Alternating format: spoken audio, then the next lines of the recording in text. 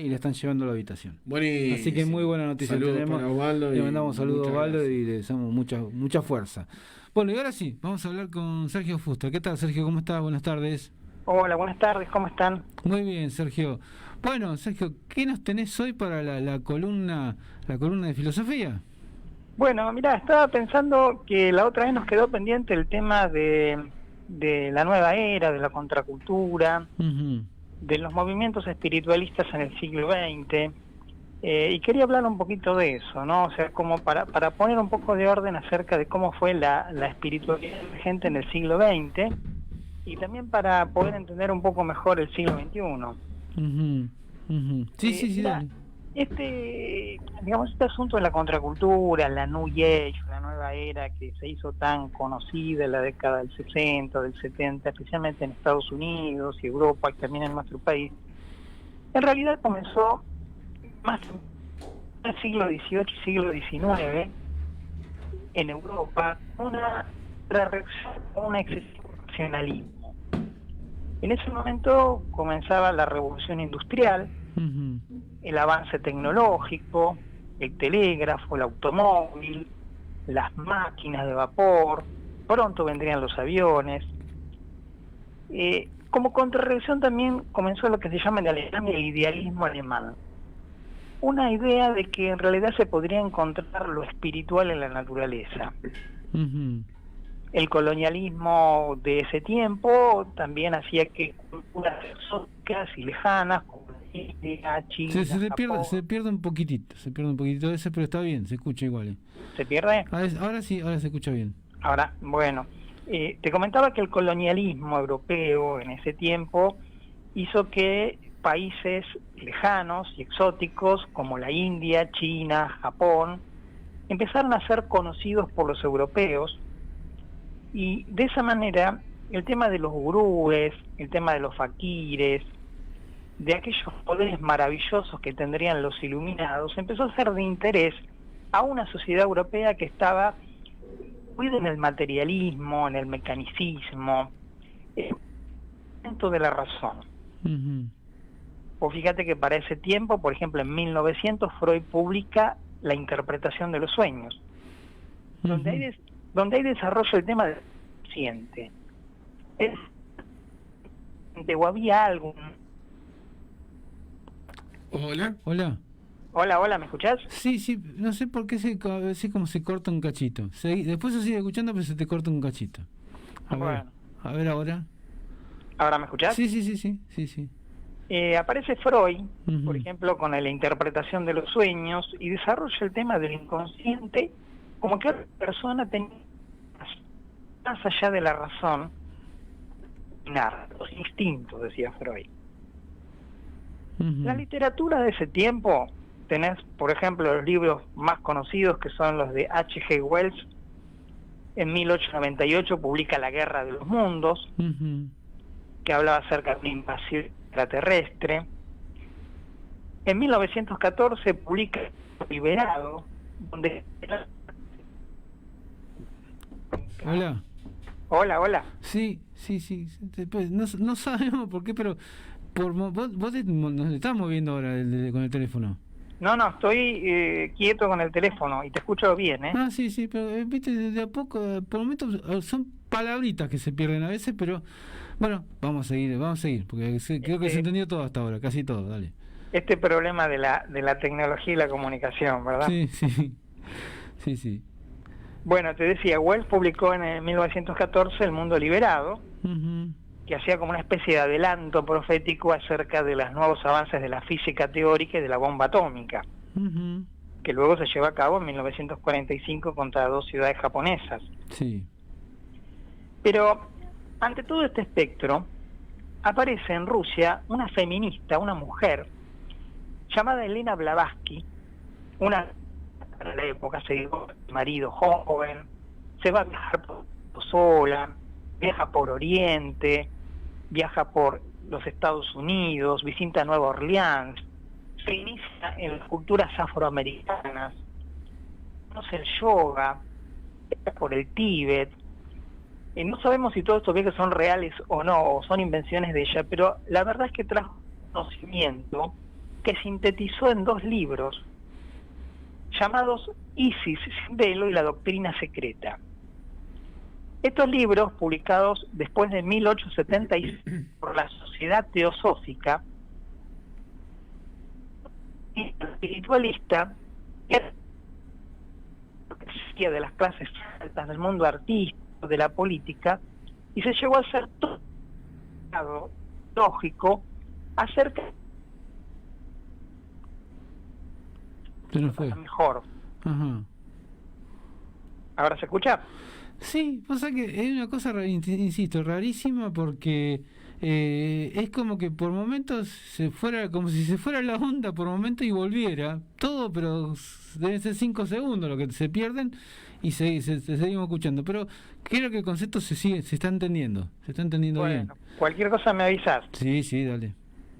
Bueno, la doctrina secreta es el libro fundamental de la New Age o de la nueva era, que después se hace visible en el 60, porque ahí están las bases ideológicas de que va a llegar una era de Acuario o un cambio de era astrológica en la cual las personas mágicamente van a, de alguna manera, tener una especie de salto cuántico de la conciencia y mejorará el mundo. Y esta fue la idea de la nueva era.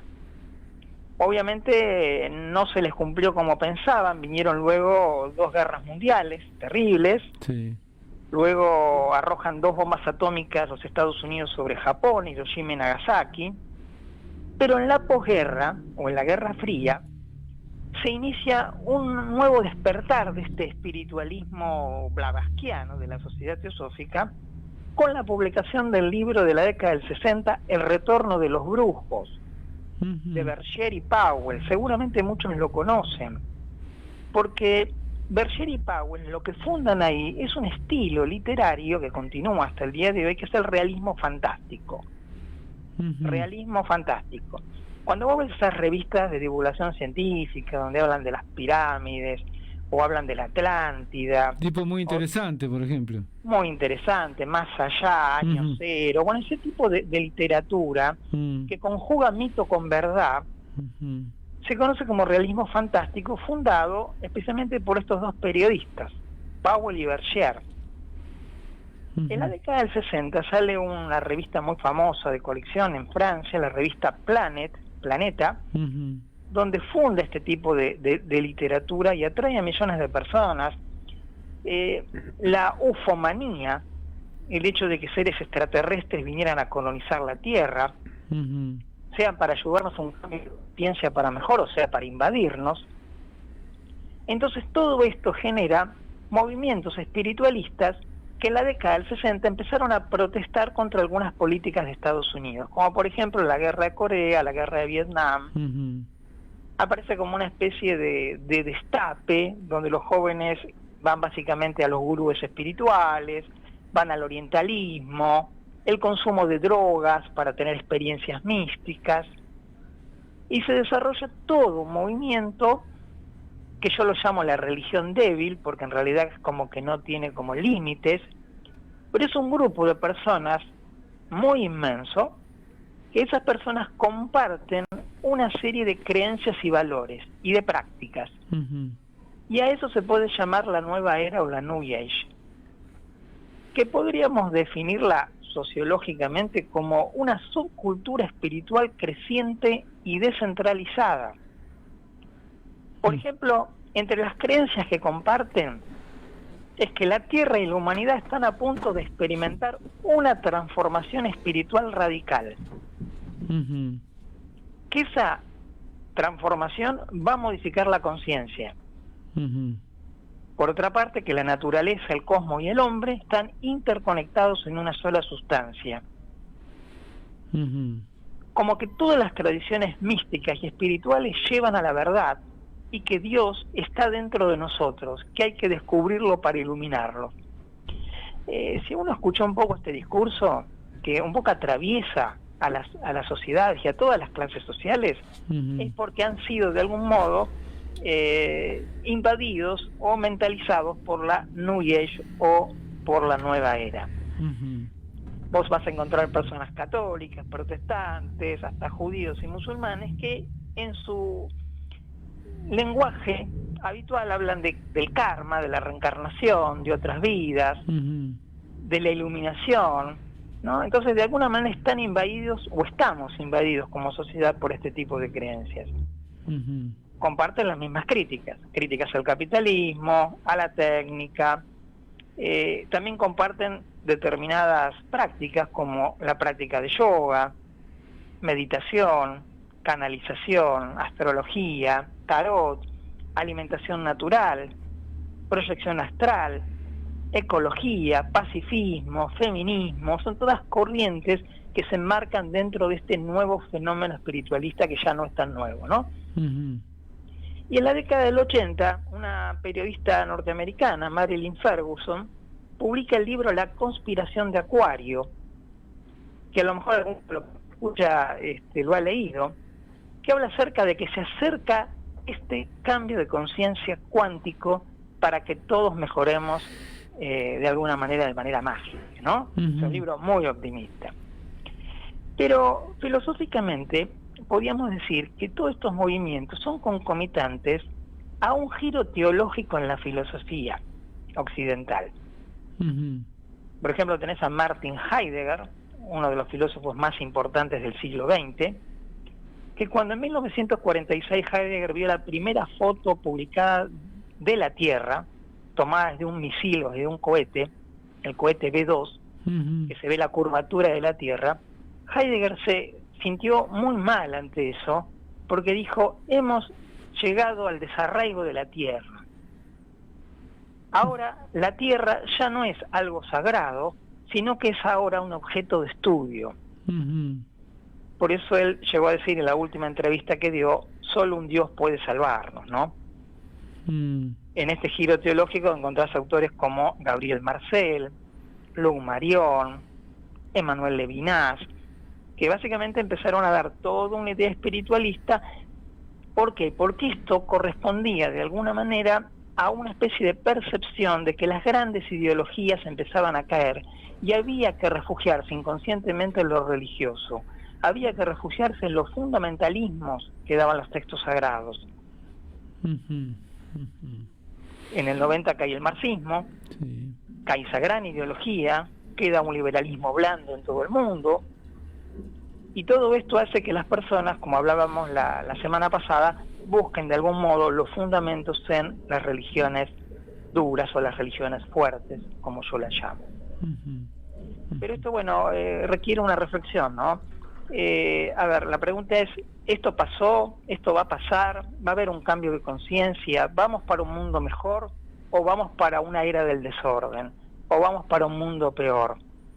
¿Tuvo sentido que viniera Buda, que viniera Cristo, que viniera Mahoma, que vinieran los grandes iluminados de la historia, con sus grandes enseñanzas, que existieran psicotécnicas para mejorar al hombre? ¿Tuvo sentido cuando uno ve los grandes genocidios, Hiroshima y Nagasaki, las dos guerras mundiales, todo el mal que hay en el mundo? ¿Realmente se puede llevar una enseñanza particular de un grupo a toda la sociedad? Pareciera que no. Eso es la pregunta que quiero dejarles planteada para pensar. Y la otra pregunta es, si esto no ocurre, ¿qué grado de responsabilidad tenemos cada uno de nosotros como sociedad? Y la pregunta es, ¿qué hemos hecho mal? ¿No? Entonces, bueno, quería dejarles esta pregunta para que la vayamos pensando.